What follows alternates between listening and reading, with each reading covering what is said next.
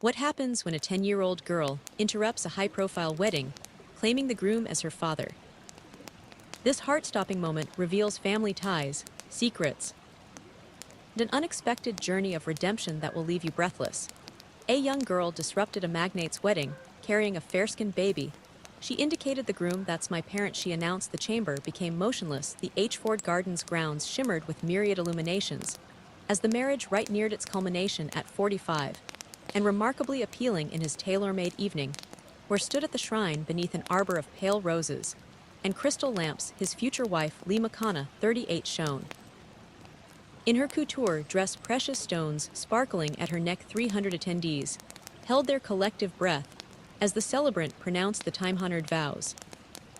Should anyone demonstrate a valid reason why this pair cannot legally be united in matrimony, let them voice it now or forever. Keep their silence. The typical quiet followed, disturbed only by the faraway water feature and the soft rustle of silken garments as the invitees moved in their chairs, offered Lee a faint smile, a wave of calmness sweeping over his countenance. After months arranging Boston's most exclusive nuptials, in decades, they were nearly at their destination. Then arose the faint but resolute sound of tiny paces. Heads swiveled, murmurs arose. A youngster traversed the central passage. She appeared no older than a decade. Her deep complexion stood out against her plain yellow frock, which was somewhat frayed and snug. Her tresses were tidily plaited with vibrant trinkets that gently clinked with each step. But what hushed the entire assemblage was her burden. A modest package enveloped in a light blue coverlet, an infant, pale-complexioned, and barely half a year old. The child exhibited no faltering as 300 gazes tracked her. Advance guards remained immobile, unsure how to handle a juvenile. She proceeded directly to whose face had become ashen. "Father," she uttered, gazing straight into his eyes. That single utterance, Lee's hand flew to her lips. The celebrant recoiled. Head of Prescott Pharmaceuticals, with an estimated worth of $400 million. Fixated on the child as if she were an apparition. "Forgive me," the girl continued, her voice delicate but steady in the stunned quietude. "But he simply won't cease weeping. I believe he's unwell." The baby in her embrace began to whimper, as if on cue, remained motionless, glancing from the girl to the infant, then to Lee, whose expression had shifted from astonishment to something much sterner, security. Lee commanded, finding her voice. "First remove this youngster." Immediately 2 men in dark attire advanced, but raised his hand, halting them. "Hold." His voice was almost inaudible, but in the silence everyone heard. He looked directly at the girl, his meticulously built world disintegrating around him. "What is your designation?" he inquired. "Nadia," she responded. "Nadia Wolf, my mother was Anne. She instructed me to locate you if anything befell her." A tear slid down her cheek. She passed 3 days prior. Mother Mary Prescott rose from her front row seat. "What is the meaning of this, dear?" Her tone was still wrapped in silk. Lee stepped away from him, her expression shrewd. "Indeed," Lee echoed. "What precisely is the meaning of this?" Businessman, philanthropist, Boston's most eligible single man, until this very day, looked from his bride to his mother, then back to the girl, and the infant in her arms for the first time in his carefully orchestrated life. He had no ready remark, no escape plan.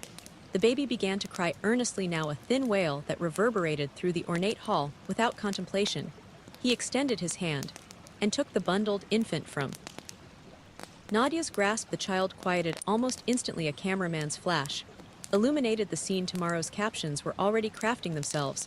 "I must speak with this youngster," finally stated, seeking privacy. "You must conclude our nuptials," Lee countered, her voice strained. He looked at her, then at the assembled guests, the intricate adornments, the waiting officiant, then back to Nadia, standing alone and petite, but somehow more resilient than anyone else in the room. "Why now?" he quietly asked her. "Why did you arrive at this precise moment?" Nadia reached into the pocket of her yellow dress and produced a folded news clipping, recognized it instantly. It was the announcement of his betrothal to Lee, including the wedding date and locale. "This was among Mama's belongings," Nadia said, after she swallowed hard. "The lady at the hospital said they'd place us in foster care, likely separate homes. Jacob's just a baby." She looked at the infant in his arms. "I promised Mom I'd keep him safe." He felt the weight of the baby. Could it be his offspring? And perceived the resolve in the eyes of the girl, who purported to be the daughter. He never knew. He had. The hushed murmurs of attendees grew louder as conjecture spread through the throng. Lee's kin clustered together, pointing and whispering. His mother's countenance had turned to granite. "My dear Lee, said her voice now perilously quiet. Dismiss them. And we'll discuss this tomorrow after our wedding. He looked at his bride, beautiful, well-connected, flawless on paper, and suddenly perceived their relationship with stinging transparency. The merger-like negotiations for the prenuptial agreement her father's company is struggling, shares the opportune timing of her interest in him. I cannot, he said, surprising himself. You cannot, what Lee demanded. He looked at the baby in his arms, then at Nadia, who stood awaiting his decision, with the fortitude of a child who had already endured too much. I cannot dismiss them. He said then more resolutely, I will not. As the words left his mouth, Nadia's face relaxed slightly, but before could utter anything else, the imposing doors at the back of the hall burst open. A woman in a government-issued pantsuit entered, flanked by a police officer. I am Lucy Martinez from Child Protective Services. She announced, I am searching for Nadia Wolf and Jacob Wolf. They were reported missing from Memorial Hospital 3 hours ago. Nadia's eyes widened with dread, and she clutched his arm. Don't let them take us, she whispered, please. Mama said you'd assist us. He looked from the approaching social worker to the girl, clinging to him, then to the baby in his arms. In that instant, he realized that whatever choice he made next would irreversibly alter his existence forever. Mr. Prescott, the CPS worker approached, surveying the tableau with trained skepticism. I need to confer with you about these children. He felt 100 eyes boring into him in the front row. His mother had risen from her seat, lips pressed into a narrow crease of disapproval. Lee stood frozen beside him, her perfect day shattered. I am there. Father, he heard himself declare. The words emerged before he could analyze them, propelled by something deeper than rationale. He'd never been impulsive. His triumphs had been built on meticulous foresight. Yet here, he was making a life-altering assertion based on nothing but a child's word and a sentiment he couldn't elucidate. A collective gasp rippled through the guests. Lee stepped back, as if visibly jarred. Perhaps we should continue this discussion somewhere private, said to the CPS worker, regaining his composure. Ms. Martinez, is it these children will be accompanying me? That is not how this works, Mr. Prescott. Lucy Martinez replied, though her voice had softened slightly. I require documentation verification. You will have it, he pledged. Contact my counsel, Richard Holcomb. He turned to his best man, James, who stood nearby in stunned silence. James, please provide Miss Martinez with Richard's number and have security escort our guests to the reception area. They should enjoy the dinner, even if the ceremony is postponed. James nodded, springing into action. Despite his obvious perplexity, Lee remained rooted in place, her expression hardening into something he had never witnessed before. Postponed. She finally uttered, her voice low and perilous. There is no postponement, only cancellation. She slipped off her engagement ring, a 5-carat diamond that had belonged to his grandmother, and placed it deliberately on the altar without another word. She walked down the aisle, her father and mother hurrying after her. Strange sense of relief watching her depart. Then he looked down at Nadia, who stood holding onto his jacket sleeve, and at the baby Jacob in his arms. A wave of dread threatened to overwhelm him. What had he just done? 3 hours later, sat in his private office at home, tie undone, jacket discarded. The wedding guests had long departed, taking with them gossip that would fuel Boston society. For months, his counsel Richard had worked his magic with CPS, securing temporary guardianship while paternity tests were arranged. The Baroque grandfather clock in the passageway chimed midnight.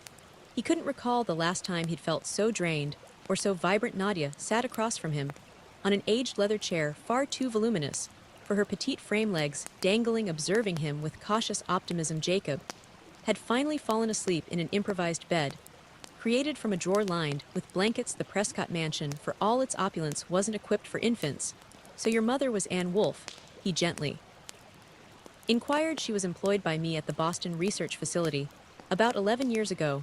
Nadia nodded. She was a scientist. She said you were clever, but you worked excessively hard. A faint smile touched her lips. And that you possessed kind eyes. He felt something twist in his chest. He remembered Anne, brilliant, fierce, unwilling to compromise her principles. They'd had a brief relationship during the nascent days of Prescott Pharmaceuticals, before success had altered everything, before his mother had made it that Anne Wolf wasn't appropriate for her son's future. Why didn't she inform me about you? He quietly asked. Nadia looked down at her hands. She said you had significant matters to attend to, that you were altering the world with your pharmaceutical enterprise. She paused. And your mother disliked her. He winced. That much was certainly true. Mary Prescott had made her disapproval of Anne abundantly clear. As if summoned by the thought, the study door opened. Without a knock, Mary Prescott stood in the doorway, still wearing Her mother off the groom attire, her silver hair perfectly coiffed despite the day's disorder. I've sent the personnel home, she announced, completely ignoring Nadia. This situation demands discretion. The press is already circling like vultures. Mother, he began, I've contacted Dr. Forrester. She continued, interrupting him. He'll arrive in the morning to collect DNA samples. We need to verify these assertions. Immediately, mother, he said more resolutely. This is Nadia Ann Wolf's daughter. Mary's eyes flicked dismissively over the child, so she claims, and the infant Jacob, his son too. Nadia responded. Before he could speak, her voice small but defiant. Mary's eyebrows arched. Children should speak when spoken to, she said harshly. He stood up, surprised by the surge of defensive fury. He felt, mother, this child has just lost her parent. She's exhausted and frightened. We all require rest before we discuss anything further. For the first time in years, Mary looked genuinely astonished by her son's rebellion. She scrutinized him for a long moment, then nodded tersely. Very well, I've had Agnes prepare the blue guest room. The child can sleep there tonight. She glanced at the sleeping baby. I've ordered baby supplies to be delivered first thing tomorrow. This house hasn't seen an infant since you were born. With that, she turned and departed, her heels clicking sharply on the hardwood floor. Nadia waited until the footsteps faded before whispering, your mother dislikes me too. He offered a sad smile. My mother takes time to warm to people. Don't worry about her. Nadia yawned, suddenly her small shoulders slumping with fatigue. He realized with a pang of guilt that while he'd been managing the turmoil of his interrupted wedding, this child had been holding herself together through sheer determination. Let's get you to bed, he gently said. Things will seem clearer in the morning. But morning brought no clarity, only further complexities. He awoke to find Mary in the breakfast room with a stack of documents, a stern expression, and news that Lee's father had withdrawn from a pivotal business partnership. The Henderson deal is collapsing, she informed him as he poured coffee. Charles McConnell contacted the board members last night. He's suggesting your unpredictable behavior indicates instability in leadership. He sat down heavily. The Henderson partnership represented years of effort and millions in potential earnings. Where are the children, he inquired, instead of responding to the business crisis. The infant is with Agnes. Mary replied. The girl is still asleep. Her name is Nadia, he corrected. And Jacob is not the infant. Mary set down her teacup with careful precision. Dear, you need to think lucidly. These children appeared out of nowhere with a fanciful story and no substantiation. Meanwhile, your enterprise, your legacy, is at risk. Lee's father is mobilizing against you, and the board is concerned. Began. The DNA test will confirm. And if it does, Mary interrupted, what then? You'll suddenly become a parent to a 10-year-old and an infant. You understand nothing about raising children. You have responsibilities, commitments. He stared at his mother, suddenly seeing her through new eyes. Did you know, he quietly asked, about Anne being pregnant? Is that why you urged me to end things with her? Mary's expression flickered. Before she could answer, Agnes appeared at the doorway, her usually composed face agitated. Mr. Prescott, I apologize to intrude, but you must come quickly. It's the little girl. She's vanished. And she's taken the baby with her. He stood so abruptly, his chair toppled backward. What do you mean, gone? How could she simply leave? I checked on the baby half an hour ago, and he was sleeping peacefully, Agnes explained, wringing her hands. I went to prepare his bottle, and when I returned, both children were missing. The back door was ajar. He felt a chill of apprehension. A 10-year-old girl and an infant alone in Boston. Where would they go? Why would Nadia flee after coming so far to find him? Then he saw it, his mother's briefcase slightly ajar on the chair. Beside her, visible inside, was a legal document with the letterhead of Family Court Services. The words emergency custody petition were clearly visible. What is that, he demanded, pointing to the document. Mary didn't flinch. A contingency plan. The children require proper care. While this situation is resolved, I was merely exploring options. You were planning to take them away. He realized, fury building inside him. After everything that child has endured, you were going to send her into the system. Anyway, I was protecting you, Mary replied, just as I've always done, my dear. He stared at his mother, decades of unspoken truths hanging between them. He thought of Anne Wolfe, brilliant and passionate, and somehow threatening enough that Mary had orchestrated her removal from his life. He thought of Nadia, brave enough to cross the city alone to fulfill her mother's dying wish. He thought of little Jacob, who might be his offspring. I need to locate them, he said, already moving toward the door before something befalls them. Dear, Mary called after him, consider your actions, your entire future is at stake. He paused at the doorway, looking back at the woman who had shaped his life, his choices, his enterprise. Perhaps it's time. I decided what my future should resemble, he quietly said. As he rushed to his vehicle, he realized Nadia had departed with nothing, no funds, no provisions for the baby, not even a coat for the cool spring morning. Where would a frightened 10-year-old go in a city she didn't know? He tried to think like Nadia, to comprehend what she might do. Then it struck him. There was one place in Boston that might hold significance for her, one place, connected to her mother, that Nadia might seek out for safety. He pulled out his phone to call his driver. But before he could dial, it rang with an unfamiliar number. He answered quickly. Mr. Prescott, the voice was vaguely familiar. This is Lucy Martinez from Child Protective Services. I'm at Memorial Hospital. We have Nadia and Jacob Wolf here. He felt relief wash over him, quickly followed by fresh apprehension. The hospital, are they harmed? No, they're physically well, Ms. Martinez replied. But there's something you should know. The baby has been examined by physicians here, and they've made a discovery. What kind of discovery? He asked, a new fear gripping him, the kind that changes everything. She answered, you need to get here immediately. He reached Memorial Hospital in record time, his mind racing with possibilities. What could the physicians have uncovered about Jacob? Was the baby ill? Was there some condition Anne had kept secret? The hospital corridors were sterile and bright, a stark contrast to the opulent surroundings he'd left behind. Lucy Martinez waited for him at the pediatric ward entrance, her expression carefully neutral. Mr. Prescott, she acknowledged. Thank you for arriving swiftly. Where are they? He asked, dispensing with pleasantries. This way. She led him through double doors into a quieter section of the ward. Nadia brought Jacob in because she was concerned about his breathing. She said he'd been wheezing since yesterday. He felt a stab of guilt in all the disorder. He hadn't noticed the baby was unwell. The doctors examined him and found he has a mild respiratory infection, common in infants. Nothing serious, Ms. Martinez continued. But during the examination, they noticed something else. She stopped outside a room with a large window through it. He could see Nadia sitting in a chair next to a hospital crib, reading a book to the baby. The sight stirred something profound within him, relief, tenderness, and a strange sense of recognition. Nadia came directly here after leaving your dwelling, Ms. Martinez explained. She told the registration nurse that Jacob required a doctor, and that his father would pay for it. A hint of a smile crossed her face. She gave them your name and phone number. He couldn't help smiling despite his worry. The girl had bravery, that was certain. What did the doctors find? He asked, bracing himself. Ms. Martinez hesitated. Jacob has a distinctive birthmark on his left shoulder. Small heart-shaped mark. When the doctor mentioned it, Nadia said something interesting. What she said. You have the same mark in the exact same place. His hand unconsciously moved to his left shoulder. The birthmark had been there since his birth, a family trait passed down through generations of Prescott men. How would she know that? He whispered. That's what I was hoping you could tell me. Ms. Martinez replied, it's a rather specific detail for a child to invent. He stared through the window at Nadia, who hadn't yet noticed him. She was speaking animatedly to Jacob, who watched her with wide, alert eyes. Anne must have told her, he finally said. We were close 11 years ago, close enough that she would know about a birthmark hidden under your clothing. He didn't answer. The inference was clear. I've expedited the DNA tests, Ms. Martinez said. Given the circumstances, we should have results within 48 hours. He nodded, still watching Nadia. May I see them now? Of course. But Mr. Prescott, she placed a hand on his arm, stopping him momentarily. Children form attachments quickly. If you're having doubts about your claim, now would be the time to say so. He met her eyes. I'm not having doubts. He was surprised to realize it was true, whatever the DNA tests showed. He felt a responsibility toward these children that transcended biology. When he entered the room, Nadia looked up, her expression a mix of defiance and relief. You came. She simply said, of course, I came. He pulled a chair beside her.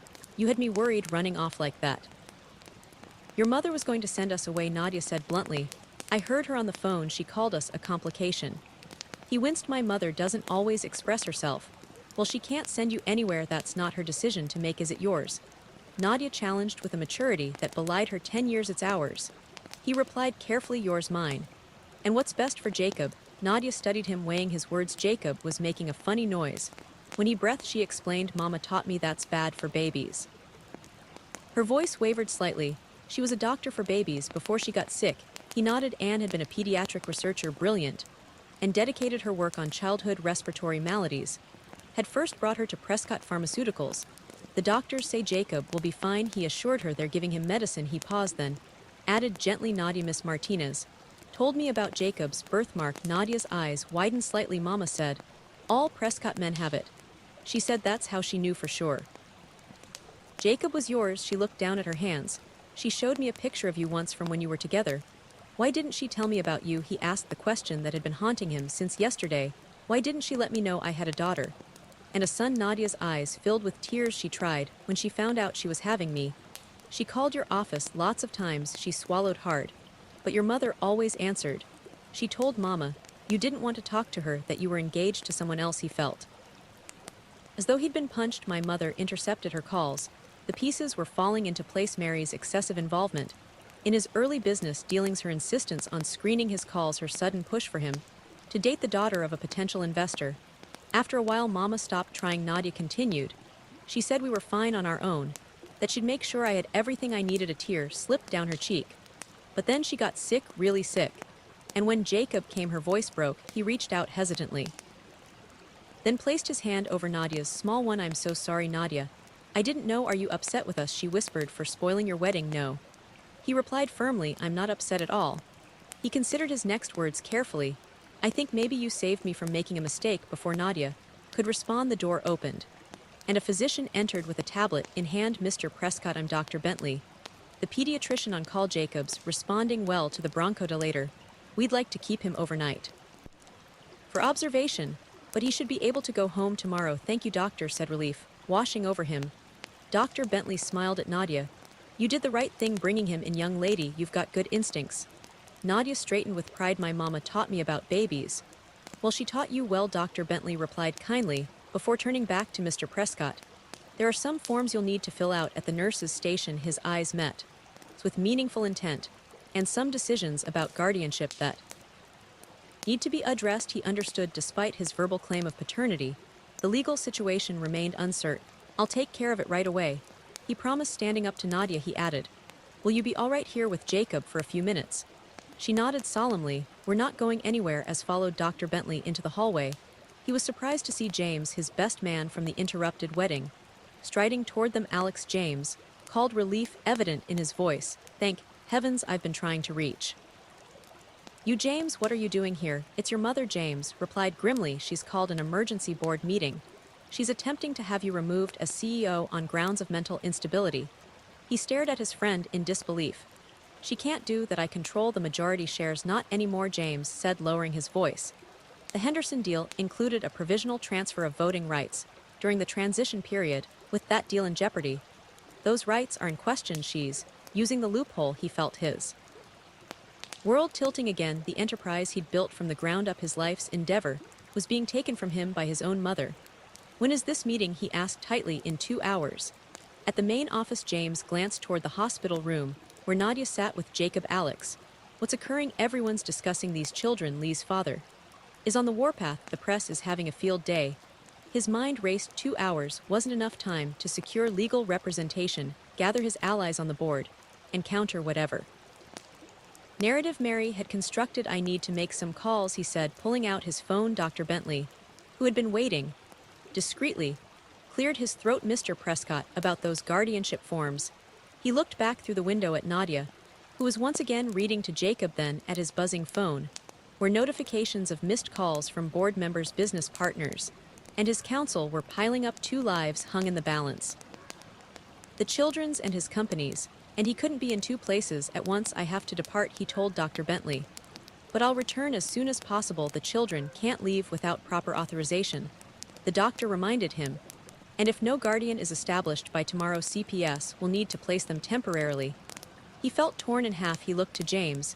Can you remain here with them just until I return from the board meeting? James hesitated, clearly uncomfortable with the request, but nodded. Certainly, but Alex, what are you going to do? He didn't have an answer. He'd spent his adult life building Prescott Pharmaceuticals, creating remedies that aided millions. The company wasn't just his legacy, it was his identity.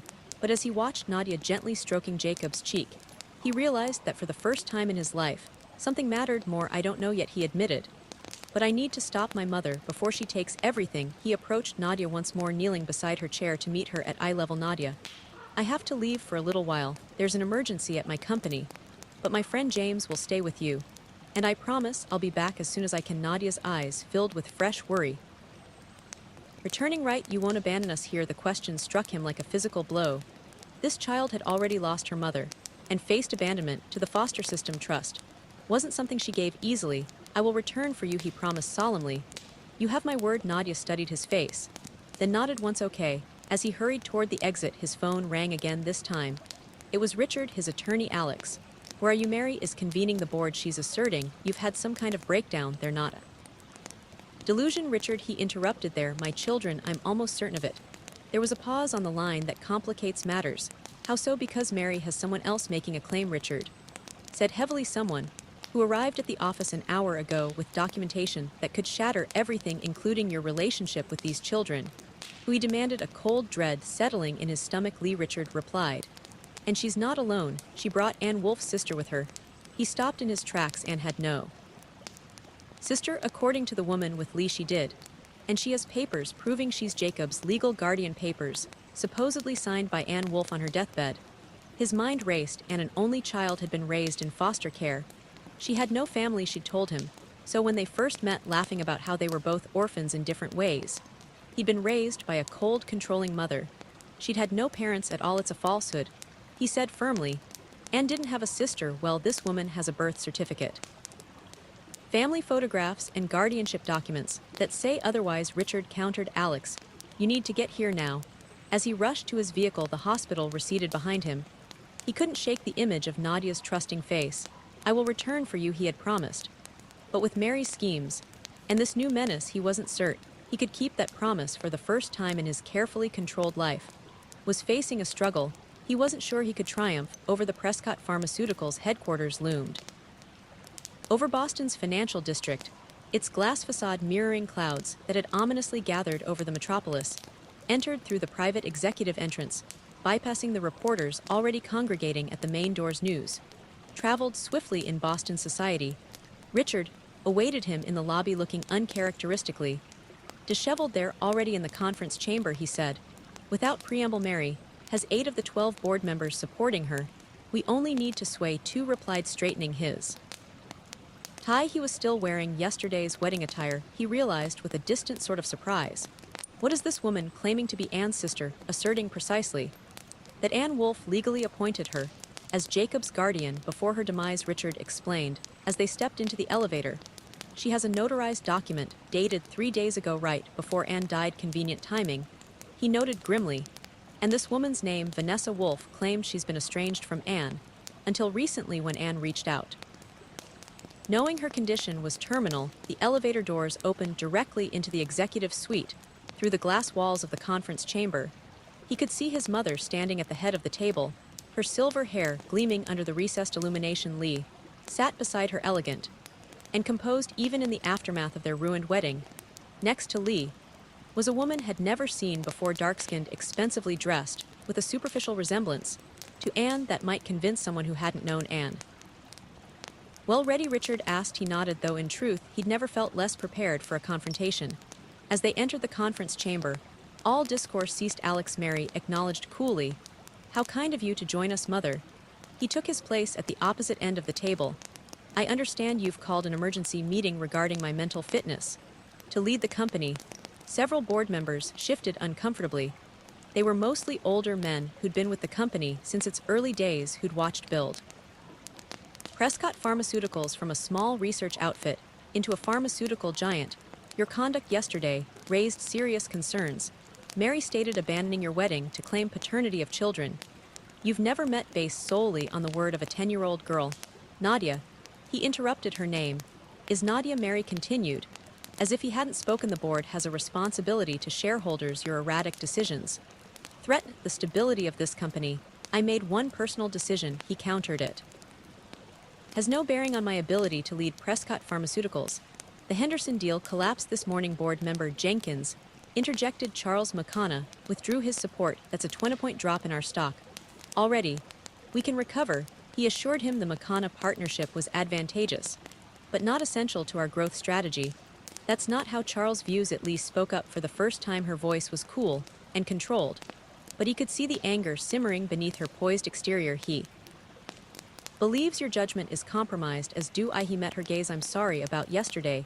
Lee, you deserved better than a public humiliation. But this isn't about us, no, she agreed. It's about those children. And your sudden conviction that they're yours despite evidence to the contrary. She gestured to the woman beside her. This is Vanessa Wolf, Anne's sister. She has legal guardianship of Jacob. The woman, Vanessa, nodded solemnly. Anne and I reconnected. When she became ill, she explained, her voice soft with practice. If she asked me to care for her son after she was gone, he studied her. There was a calculated quality to her performance, a grief too perfect, too measured. Anne never mentioned having a sister, he said, not once in all the time I knew her. We were estranged. Vanessa replied smoothly, our relationship was complicated, so complicated that you have different accents. He noted Vanessa's speech carried hints of a southern drawl, nothing like Anne's distinctive Chicago inflections. A flicker of uncertainty crossed Vanessa's face before she recovered. I was raised by our grandmother in Georgia. After our parents died, Anne was in foster care from age 7, he countered. She had no living relatives. She told me so many times. Perhaps she didn't tell you everything, Mr. Prescott. Vanessa suggested, her sympathy too practiced to be genuine, just as you apparently didn't tell your fiancé everything about your past relationships. Several board members exchanged glances. Mary seized the opening. The point, she said firmly, is that this situation demonstrates a concerning pattern of behavior. Alex, you've been working excessive hours for years. The pressure of the Henderson merger, the wedding preparations. It's understandable that you might experience a lapse in judgment. This isn't a lapse in judgment, Mother, he said through gritted teeth. And this meeting is premature. DNA tests are already underway. In 48 hours, we'll have scientific proof of my relationship to these children. DNA tests can be inconclusive, Vanessa interjected, and they don't override legal guardianship. He turned to Richard. Is that true? If the DNA confirms I'm Jacob's father, does her guardianship still stand? Richard hesitated. It complicates matters if the guardianship document is authentic and was executed while Anne was of sound mind. It carries significant weight. You would need to petition the court to override it. And what about Nadia?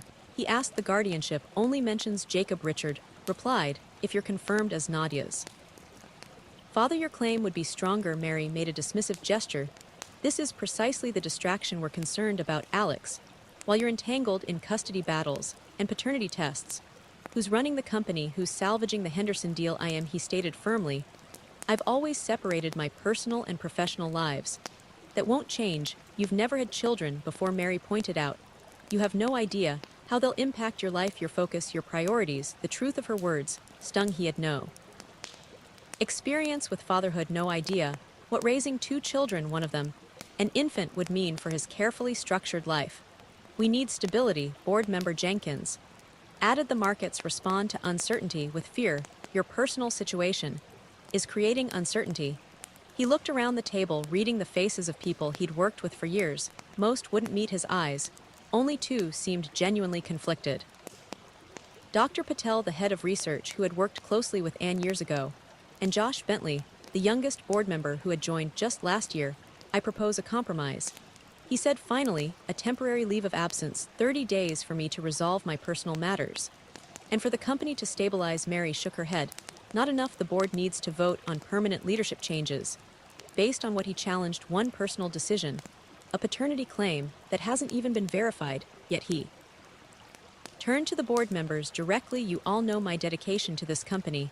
I built it from nothing. I've delivered record profits for 9 consecutive quarters. A few members nodded reluctantly. 30 days, he repeated. If the company doesn't stabilize, by then I'll voluntarily step down. It was a gamble. But he knew the board's primary concern was financial stability. Give them a month of solid performance, and their loyalty would return. Dr. Patel spoke up for the first time. I think that's reasonable. Alex deserves the opportunity to prove this situation won't affect his leadership. Josh Bentley nodded in agreement. 30 days is standard for personal leave. We can revisit if necessary. Mary's lips thinned with displeasure. She'd clearly expected an easier victory. Very well, she conceded reluctantly. We'll vote on a 30-day leave of absence with Mary as interim CEO. Richard suggested. With Richard as interim CEO, he countered, meeting his mother's outraged stare to avoid any appearance of conflict of interest. The vote was close, 7-5, in favor of his proposal. He'd won this round. But barely as the board members filed out, Mary remained seated, her posture rigid with anger. "You're making a mistake." She said once they were alone, "These children will destroy everything you've built, or they might be the best thing that ever happened to me." He replied. Mary studied him. "As if seeing a stranger, you sound like your father," she said finally. He was an idealist too. Look where that got him. His father had died when he was 10, crushed by financial failures and broken dreams. Mary had raised him to be everything his father wasn't. Practical, strategic, unsentimental, maybe. He was right about some things, he said quietly. Mary stood, gathering her belongings with precise movements. "When this all falls apart, don't expect me to help you pick up the pieces." She paused at the door. "And Alex Ann Wolf lied to you once before. Don't be so quick to believe everything her daughter says." Before he could ask what she meant, Mary was gone, leaving him with a new puzzle piece that didn't quite fit. Lee and Vanessa Wolf had disappeared during the vote, but Richard informed him they'd gone directly to the hospital to see Jacob. He asked, alarmed, to present the guardianship papers to CPS. Richard confirmed, "We need to get back there." The pediatric ward was eerily quiet. When he arrived, the nurse at the station gave him a sympathetic look that immediately set alarm bells ringing. "Where are they?" he demanded. "Nadia and Jacob Wolf." "Where are they, Mr. Prescott?" Lucy Martinez emerged from a nearby office. "I was just about to call you. Where are the children?" he repeated, dread building in his chest. "Jacob has been released into the custody of his legal guardian," Ems Martinez said carefully. "The documentation was verified by our legal department." And Nadia Ems Martinez's expression softened with genuine regret. She became distraught when they took Jacob. "We had to sedate her. His voice rose with incredulity. "She's 10 years old." "It was a mild sedative," Ems Martinez assured him. "For her own safety, she's resting now." She hesitated. "Mr. Prescott, I should tell you that we've expedited the DNA tests. We should have results by tomorrow morning."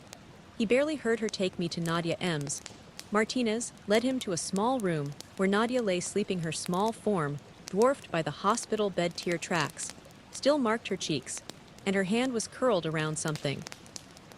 A blue baby booty. He felt something break inside him. He'd promised to return for her, to protect her. Instead, he'd failed her just like everyone else in her young life. "I need to find Jacob," he said, his voice rough with emotion. "Where did they take him?" "I can't disclose that information," Ems Martinez replied. "The legal guardian has requested privacy." "This is wrong," he insisted. "Ann Wolf wouldn't have separated her children. She wouldn't have given Jacob to a sister. She never mentioned to anyone the documentation could be forged." He interrupted. "Did anyone verify the notary check with Anne's doctors about her mental state when she supposedly signed this guardianship?" Ems Martinez hesitated. "I'm not at liberty to discuss the details of our verification process." He ran a hand through his hair. In frustration, "When will Nadia wake up?" "In an hour or two. The doctor wants to keep her overnight for observation." "I'm staying with her," he said firmly.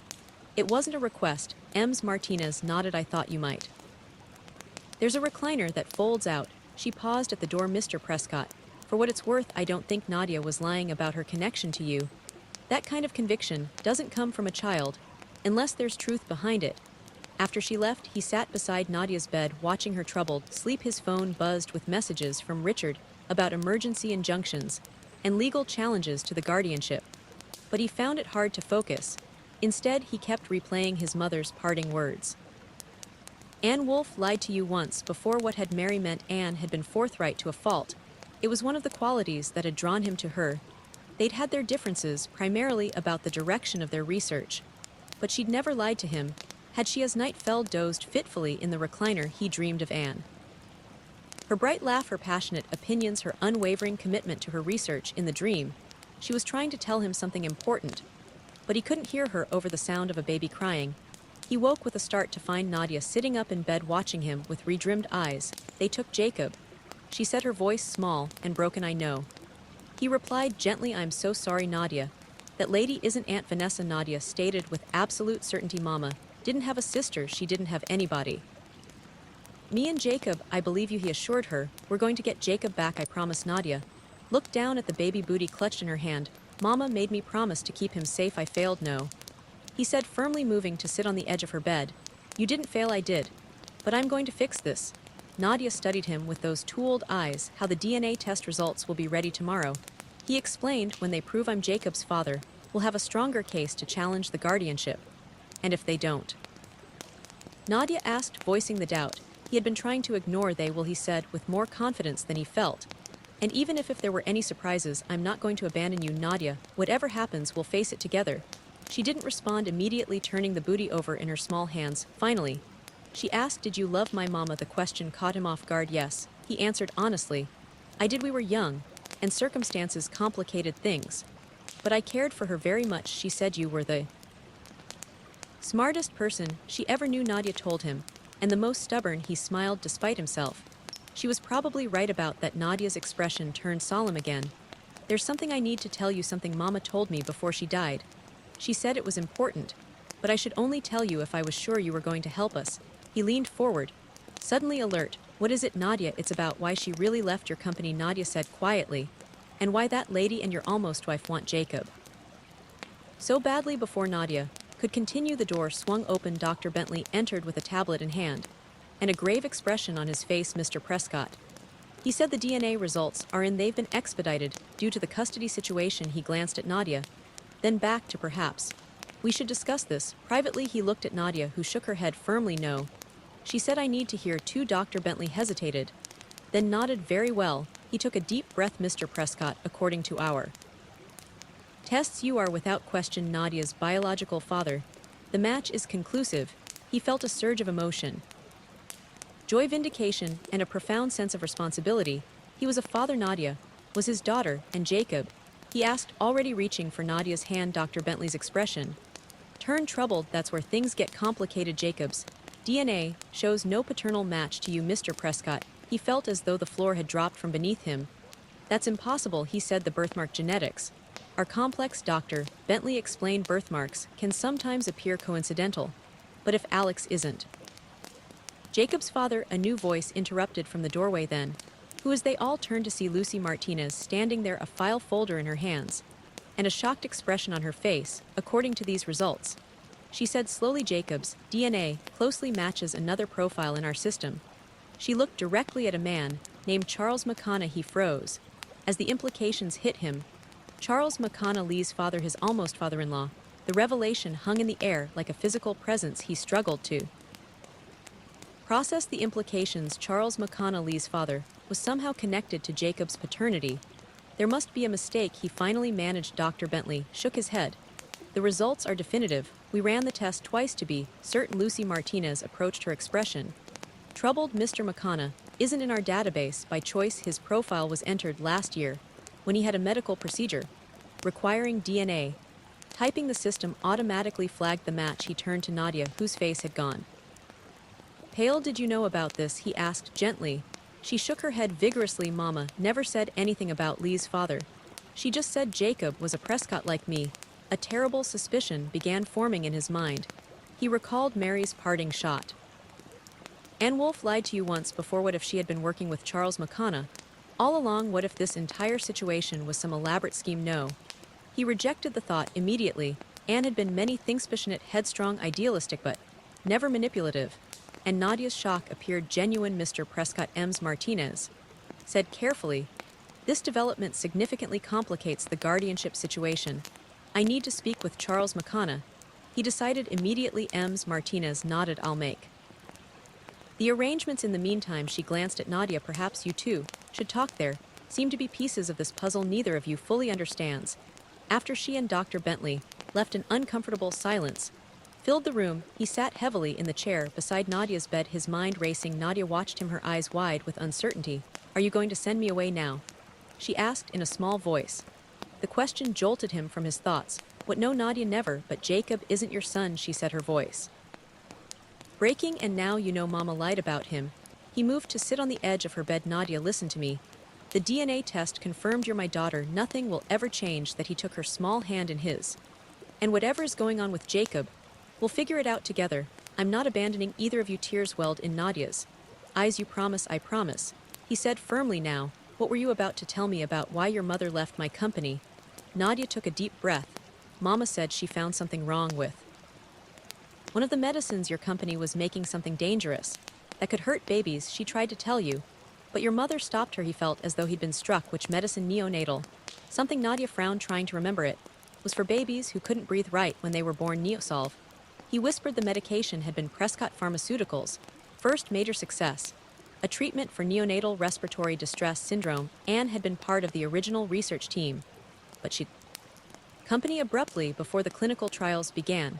She said your mother threatened her. Nadia continued, said she'd make sure Mama never worked in research again. If she told anyone about the problems, his mind raced 11 years ago. Mary had been much more involved in the company's operations. She'd overseen the clinical trials for Neosolve personally, while he focused on business expansion. Did Anne have proof of these problems? He asked. Nadia nodded solemnly. She kept it all these years. She said it was insurance in case anything happened to us. She hesitated. It's in Jacob's teddy bear. His teddy bear. There's a secret pocket inside. Mama sewed herself. He processed this information, pieces clicking together. If there were safety issues with Neosolve that had been covered up, it would explain Mary's determination to keep Anne away from him. It might even explain her current desperation to discredit him and separate him from Nadia. But it didn't explain Charles McConaughey's connection to Jacob. Nadia did. Your mother ever mention Lee or her father? She shook her head. Not that I remember. Before could ask more questions. Lucy Martinez returned with news that made his blood run cold. Charles McConaughy is here, she announced, with his daughter, the woman claiming to be Anne's sister, and a team of lawyers. They're demanding immediate custody of both children. Both, he repeated incredulously. On what grounds? They're claiming Nadia and Jacob are full siblings despite the DNA results, Martinez explained, and that the guardianship document covers both children, though it only explicitly names Jacob. That's absurd, he protested. The DNA test confirms I'm Nadia's father. They're suggesting the test was tampered with. Martinez replied grimly. And they've brought a court order for independent testing. He felt a surge of fury. This is Charles McConaughey's doing. He's trying to leverage these children for business purposes. Business? Nadia asked, confused. He hesitated, then decided she deserved the truth. Lee's father owns a rival pharmaceutical company. He's been trying to take over Prescott Pharmaceuticals. For years, he turned back to Martinez. I need time to speak with McConaughy directly. Can you stall them? She nodded. I can insist on following proper protocols, which will buy you maybe 30 minutes there, in the administrative conference room on the first floor. He turned to Nadia. I need to confront McConaughy and find out what's really going on. Will you be okay here for a little? While fear flashed across her face, but she squared her shoulders with a determination that reminded him powerfully of Anne. I'll be okay. But you have to get Jacob back. I will, he promised. And Nadia, if anyone except me or Martinez comes for you, press that call button repeatedly. Understand? She nodded solemnly. As followed Martinez down the hallway, he pulled out his phone and called Richard. I need everything you have on Charles McConaughey's connection to Anne Wolfe, he instructed. And I need it fast. Already on it, Richard replied. Mary called me. He stopped walking. My mother called you. Why? She said you needed to know the truth about Anne Wolfe and Charles McConaughy. Richard sounded uncomfortable. Alex, there's something you should know before you confront McConaughy. Anne Wolfe worked for his company before she came to Prescott Pharmaceuticals. What? This was news to me. That's impossible. I would have known. It was off the books consulting work under a different name. Mary discovered it after Anne left Prescott. She kept it quiet to protect you and the company from potential scandal. His mind was reeling. What kind of consulting? The same research she was doing for you. Neonatal respiratory treatments. McConaughy was developing a competing drug. The pieces started falling into place and had been working for both pharmaceutical companies simultaneously. A clear conflict of interest, or something more complex. There's more, Richard continued. Mary found evidence that McConaughy and Anne had a personal relationship. Before she came to work for you, he leaned against the wall, struggling to process this information. Are you saying Charles McConaughy could be Jacob's father? It's possible, Richard admitted, though the timing would be unusual. Jacob is only 6 months old, and Anne left Prescott almost 11 years ago, which meant she would have reconnected with McConaughy recently, long after her relationship with him ended. But why and how did this connect to her claims about problems with Neosolve? Thanks, Richard, keep digging. He ended the call and continued to the conference room, his mind working furiously.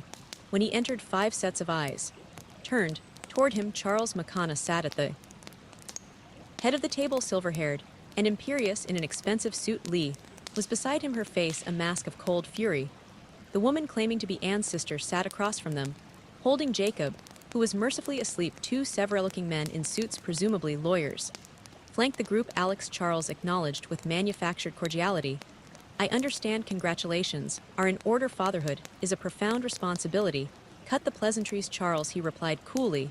You know I'm Nadia's father. The DNA test confirmed it. What I don't understand is your connection to Jacob. Charles glanced at his daughter, who gave a slight nod. Anne Wolfe. And I had a brief relationship last year, he said smoothly.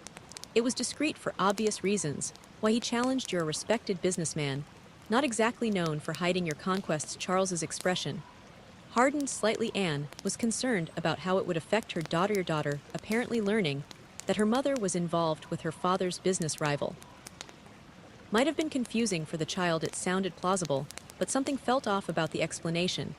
And this woman, he gestured to the alleged sister. Who is she really? Vanessa Wolfe is exactly who she claims to be, Charles replied. Anne's half-sister. Raised separately after their parents' divorce, Anne reconnected with her when she became ill, knowing Vanessa could provide a stable home for Jacob. Anne had no sister. He insisted she grew up in foster care after her mother died. She was an only child, perhaps. There are aspects of Anne's life she didn't share with you, Mr. Prescott, Lee interjected coldly. Given that your relationship ended over a decade ago. He studied the woman holding Jacob. She met his gaze without flinching.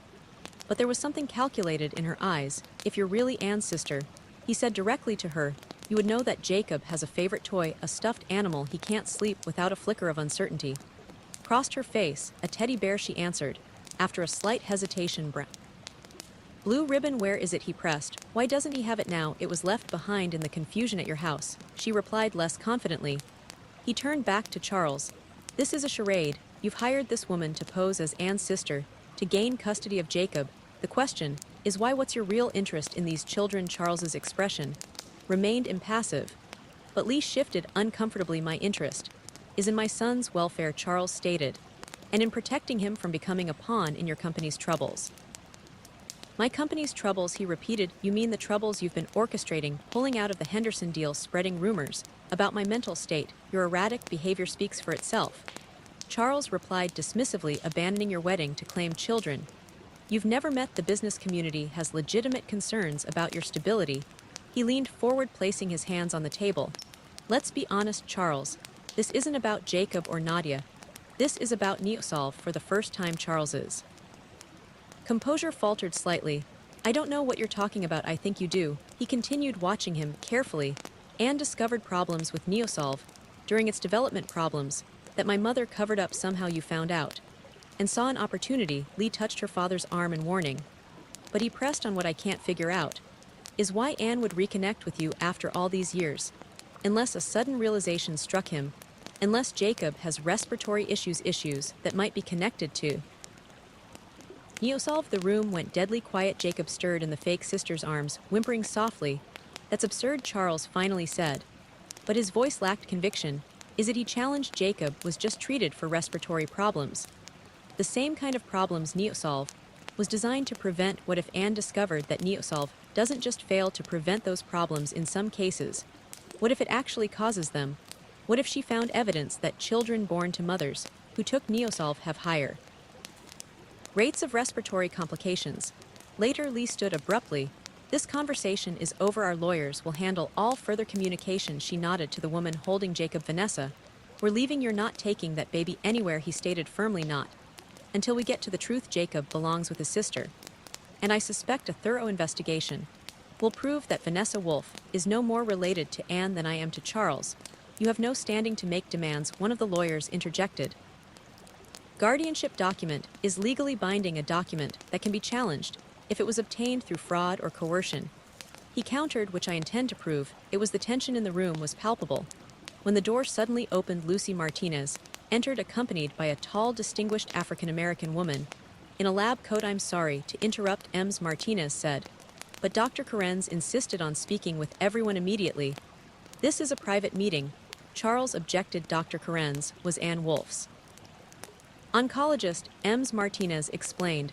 She has information relevant to the custody situation. He felt a surge of hope.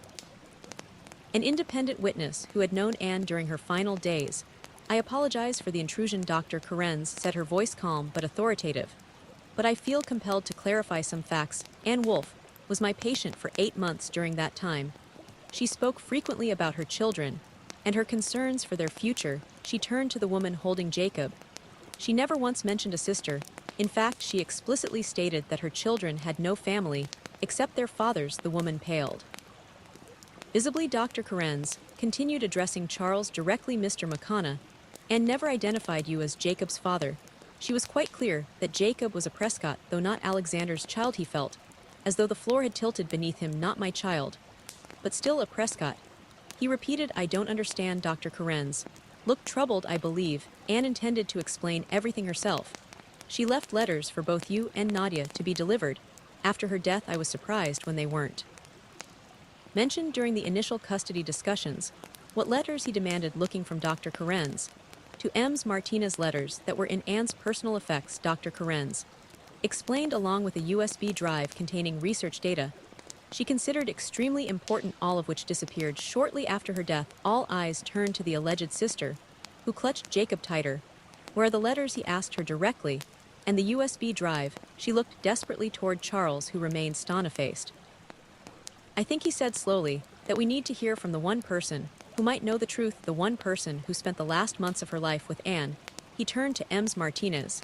Can you bring Nadia down here? Ms. Martinez hesitated. Is that appropriate given the circumstances? Absolutely not. Lee objected. The child is 10 years old. This is no place for her. Nadia has spent her entire life being underestimated and overlooked, he replied. But she's the only one whom Anne trusted with the complete truth. I think it's time we listen to her. Before anyone could object further, the conference room door swung open again. This time, Mary Prescott stood in the doorway, her expression grim. That won't be necessary, she announced. I can tell you exactly what Anne Wolfe discovered about Neosolve, and why Charles McConnell is so interested in these children. She fixed her former almost-in-law with a cold stare. Isn't that right, Charles? Shall I tell my son about your role in all of this, or would you prefer to do it yourself? Charles McConnell's face drained of color as Mary stepped fully into the room, closing the door behind her with a decisive click. In her hand was a small worn teddy bear with a blue ribbon.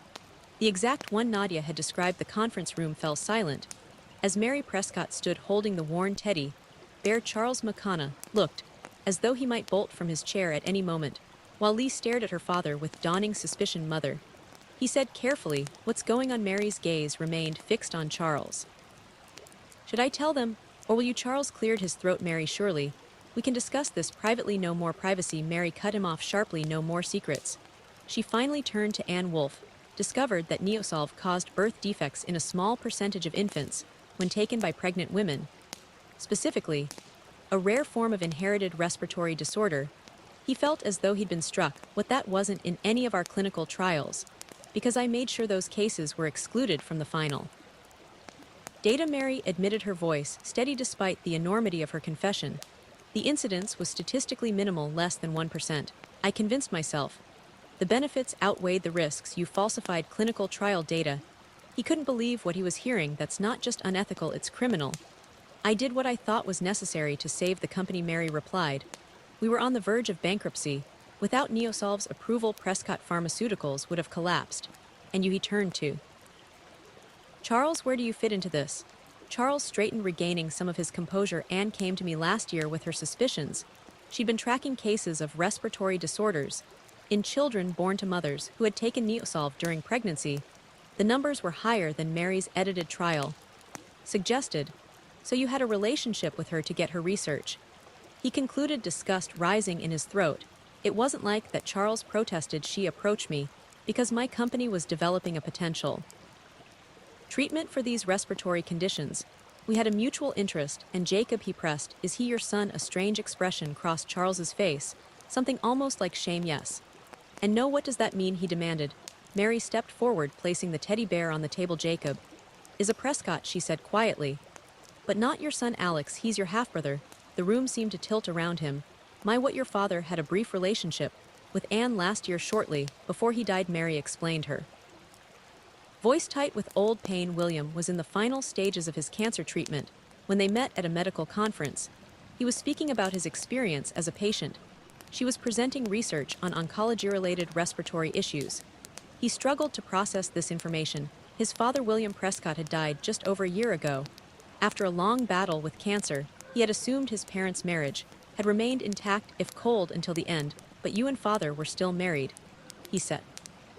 Mary in name only for many years, Mary replied with surprising candor. We maintained the fiction of a marriage for the sake of the company's image. But we led separate lives, are you saying, father? Is Jacob's biological father? He asked, trying to wrap his mind around the concept. Mary nodded and discovered she was pregnant after William's death. She tried to contact you not for money or support, but because she felt you had the right to know about your half-sibling. But you intercepted her calls, he realized, the pieces falling into place just like you did 11 years ago when she tried to tell me about Nadia. I was protecting the company, Mary insisted. If word got out that William Prescott had fathered a child with a former employee who was investigating Neosolve's side, affects the scandal would have destroyed us, he finished for her. He turned to Charles. And you, what's your connection to Jacob? Charles at least had the decency to look uncomfortable and came to me with a proposal. She was dying and needed to ensure both her children would be cared for. She offered me exclusive rights to her research on Neosolve side effects research that would allow my company to develop a treatment for the affected children in exchange for what he pressed in exchange for my promise to protect Jacob and Nadia. After her death, Charles admitted to make sure they stayed together, and that Jacob's connection to the Prescott family was recognized. The woman holding Jacob, clearly not Anne's sister, shifted uncomfortably. I was hired pose as a relative to facilitate the custody transfer. She admitted Mr. McConnell promised it was in the children's best interest. He felt fury building inside him. So you created this elaborate charade, inventing a sister, forging guardianship documents, all to get your hands on Anne's research. The research is important. Charles defended himself. It could help thousands of children affected by Neosolve, while conveniently destroying Prescott Pharmaceuticals in the process, he noted bitterly, and separating two siblings who have already lost their mother. Lee had remained silent throughout these revelations. But now, she stood, her expression cold. You knew about this. She asked her father. You knew the baby that interrupted our wedding was William Prescott's son. And you said nothing. I was handling it. Lee. Charles replied stiffly, handling it. She repeated incredulously, by letting me believe Alex had cheated on me, by humiliating me in front of everyone. We know the situation was complex. It was a lie. Lee cut him off. She turned to, for what it's worth, I knew nothing about this. Without another word, she walked out of the room, leaving her father looking genuinely shaken. For the first time in the momentary silence that followed, Dr. Karen spoke up. Anne left letters explaining everything. She reminded them. Where are they? All eyes turned to Mary, who sighed deeply. In the bear, she said, reaching for the stuffed animal, along with the USB drive containing her research. She carefully opened a hidden seam in the teddy bear and extracted 2 sealed envelopes and a small USB drive. She handed one envelope to it, had his name written on it in Anne's distinctive handwriting with trembling fingers. He opened the letter and began to read silently. Dear Alex, if you're reading this, I'm gone. And Nadia has found you, as I instructed her to do. I'm sorry for the dramatic timing. Interrupting your wedding wasn't my idea. But Nadia has always had a flair for the theatrical. She gets that from you. There's so much to explain. In so little space. First, you should know that Nadia is unquestionably your daughter. I tried to tell you when I discovered I was pregnant, but your mother intercepted every attempt at communication. By the time I realized what was happening, you were engaged to someone else. And I decided it would be best for Nadia if I raised her myself. As for Jacob, the situation is both simpler and more complicated.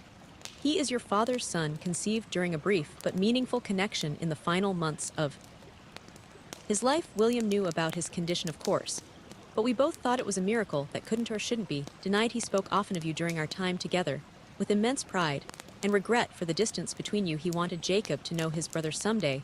The hardest part of this letter is explaining about Neosolve. 11 years ago, I discovered concerning data during the clinical trials a rare but serious respiratory disorder in infants born to mothers who had taken the drug. Tried to bring this to your attention. Your mother threatened my career and my future. I left rather than compromise my ethics, never knowing if you were part of the cover-up. Years later, as a pediatric researcher, I began seeing patterns of respiratory issues in children that couldn't be explained by genetics alone.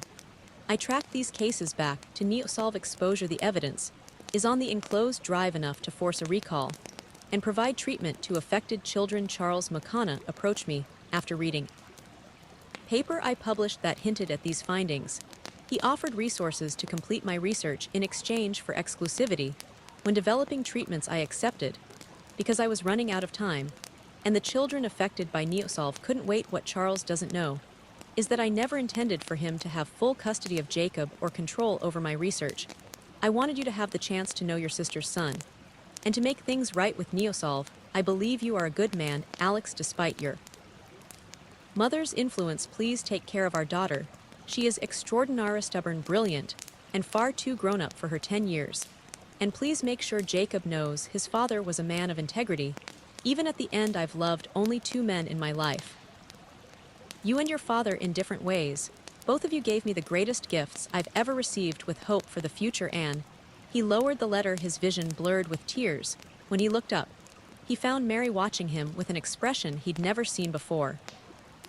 Vulnerability mixed with resignation.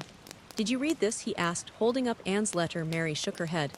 I didn't need to, I knew what she would say. How did you get the bear? He asked. Nadia told me. Where to find it? Mary admitted, after you left for the board meeting yesterday. I spoke with her. She's remarkably perceptive for a child her age. She said she'd tell me where Anne had hidden the evidence if I promised to help get Jacob back. And you agreed. He was surprised by this uncharacteristic alliance. Ghost of a smile touched Mary's lips. She reminded me of you at that age, determined, clever, unwilling to back down. I found I couldn't say no to her. He turned to the woman still holding Jacob. Please, give my brother to me, he said quietly. After a moment's hesitation, she stood and carefully transferred the sleeping infant to his arms. The weight of him, this unexpected connection to his father, brought a fresh wave of emotion. What happens now? Charles asked, his voice subdued. That research could ruin Prescott. Pharmaceuticals? Yes, he agreed it could, and perhaps it should. He looked down at Jacob, then back to Charles. But the children affected by Neosolve deserve treatment and compensation. We'll issue a voluntary recall, establish a fund for affected families, and partner with qualified researchers to develop treatments. You'll destroy everything you've built, Mary warned. No. He countered, I'll rebuild it on a foundation of integrity. That's what father would have wanted. He looked directly at his mother, what he always wanted. Mary was silent for a long moment. Perhaps you're right. She finally conceded. Your father and I disagreed on many things, but he never wavered in his belief that pharmaceuticals should help people, not just generate profits. He turned to Lucy Martinez, who had been quietly observing. Ms. Martinez, I'm formally requesting custody of both Nadia Wolf and Jacob Wolf. They are my family, and they belong together. Ms. Martinez nodded. Given the circumstances and these new revelations, I'll support that petition. The falsified guardianship documents are now void, and the charges against those who created them, he asked, looking pointedly at Charles. And the fake sister? That will be up to the district attorney. Ms. Martinez replied, falsifying guardianship documents is a serious offense. Charles stood, straightening his jacket with forced dignity. I was trying to honor my agreement with Anne. He insisted to protect the children and ensure her research helped others by separating siblings and using them as pawns. A corporate game. He shook his head. I don't think that's what Anne had in mind. As if sensing he was being discussed, Jacob stirred in his arms, his eyes opening for a moment. Brother and infant studied each other. The infant who would never know his father, and the man who'd never properly reconciled with him. I'd like to see my daughter now, he said, cradling Jacob carefully. Nadia was sitting up in her hospital bed, drawing in a sketchbook the nurses had given her. When entered with Jacob in his arms, her entire face lit up. You got him back, she exclaimed, reaching for her brother. He carefully placed Jacob beside her on the bed. Yes. Thanks to you, your grandmother told me. You helped her find the teddy bear. Nadia looked up, surprised. Grandmother? You mean your mom? Yes, he smiled. She's your grandmother. After all, Nadia considered this. She's not very grandmotherly, she observed seriously. He laughed, the first genuine laugh in what felt like days. No, she's not. But I think she's trying to change. He sat on the edge of the bed. Nadia, there's something I need to tell you about Jacob. He is a Prescott, but not in the way you thought. With simple, gentle words, he explained Jacob's true parenthood. Nadia listened intently, her young face thoughtful. So Jacob is your brother, not your son, she summarized when he finished. And that makes him my uncle, even though he's a baby. That's right, he confirmed. Family relationships can be complicated sometimes. Nadia considered this. But we're still family, you, me, and Jacob. Absolutely, he assured her. And we're going to be together, all 3 of us. I've already started the process to become your legal guardian. Both of you. Nadia was quiet for a moment, absently stroking Jacob's hair. Mama used to say you'd help us if I found you, she said softly. She said you were a good man, who just needed reminding sometimes. He felt his throat tighten. Your mother was a remarkable woman. I wish I'd known about you years ago. Nadia I wish I'd been there for you all along. You're here now. She said simply. That's what matters. From the doorway came a soft knock. Mary stood there looking uncharacteristically hesitant. May I come in? She asked. He nodded. And Mary approached the bed carefully, as if afraid she might startle the children. Nadia. She began. I want to apologize for how I treated you. When you arrived, I was protecting secrets that should never have been kept. She looked at her son. From any of you? Nadia studied the older woman with those perceptive eyes. Mama said you were afraid, she said finally. She said, fear makes people do bad things, sometimes even smart people. Mary blinked, clearly startled by the child's insight. Your mother was right about many things, she admitted, including that Jacob chose that moment to let out a happy gurgle, waving his tiny fists. Mary looked at him, her late husband's son, with a complex mixture of emotions. He has William's eyes, she said softly. I noticed it immediately. Would you like to hold him? He offered, surprising himself after a moment's hesitation. Mary nodded as he carefully transferred Jacob to her arms. He saw something he'd never witnessed before. His mother's composed facade cracking to reveal genuine emotion. Hello, little one, she whispered to Jacob. You look just like your father. 3 weeks later, stood in the newly renovated nursery of his home, watching as Nadia read a bedtime story. To Jacob, the room had been transformed from a guest bedroom into a cheerful space, with 2 beds sewn for Nadia, and a crib for Jacoban, walls covered with colorful paintings of animals and storybook characters. The past weeks had been a whirlwind of changes. The custody arrangements had been finalized with surprising speed, thanks to Lucy Martinez's support, and the withdrawal of Charles McConaughey's fraudulent claims. Prescott Pharmaceuticals had issued a voluntary recall of Neosolve and established a substantial fund for affected families.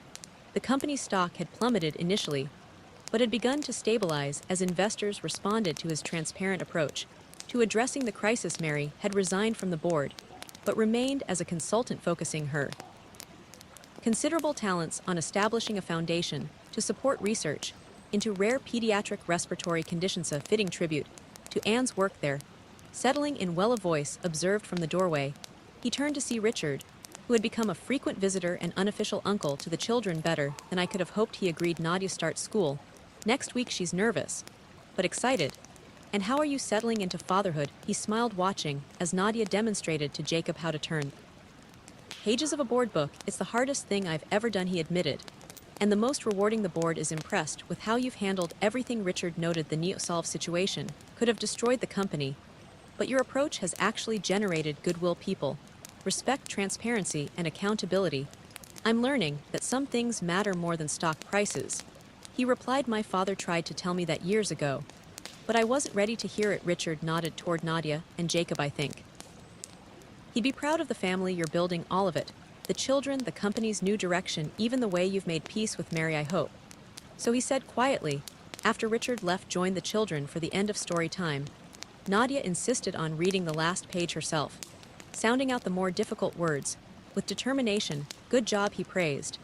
As she closed the book triumphantly, Mama used to say that reading opens doors. Nadia informed him solemnly. She read to me every night, even when she was really sick. A shadow crossed her face at the memory.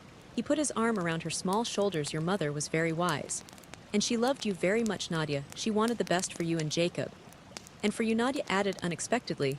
She said you just needed to remember what was really important. He thought about Anne's final letter and the journey it had set him on. He thought about the little girl who had walked into his wedding and changed his life with one word. He thought about the baby boy who connected his father in a way he'd never anticipated. I think I'm beginning to understand what that is, he said softly later, after both children were asleep. Stood at the window of his study, looking out at the night sky. On his desk lay the announcement he'd drafted for tomorrow's press conference, the official introduction of NeoGuard, a new medication developed from Anne's research to treat the respiratory conditions caused by Neosolve. In a frame beside it was a photograph he'd found among Anne's belongings. Picture of her holding newborn Nadia, her face radiant with joy and pride. He had placed it where he could see it every day, a reminder of the woman whose courage and integrity had ultimately saved not just her children, but him as well. A small sound from the monitor made him turn. Jacob was stirring in his crib before the baby could fully wake. Nadia's voice came through the speaker, soft and reassuring. It's okay, Jacob, she murmured. We're home now, we're where we belong. He smiled in the darkness, his heart full Yes, he whispered he lost everything that day, but found the one thing that truly mattered. Family truth and a little girl brave enough to speak it. What part of this incredible story surprised you the most? Share your thoughts below, and don't forget to subscribe for more.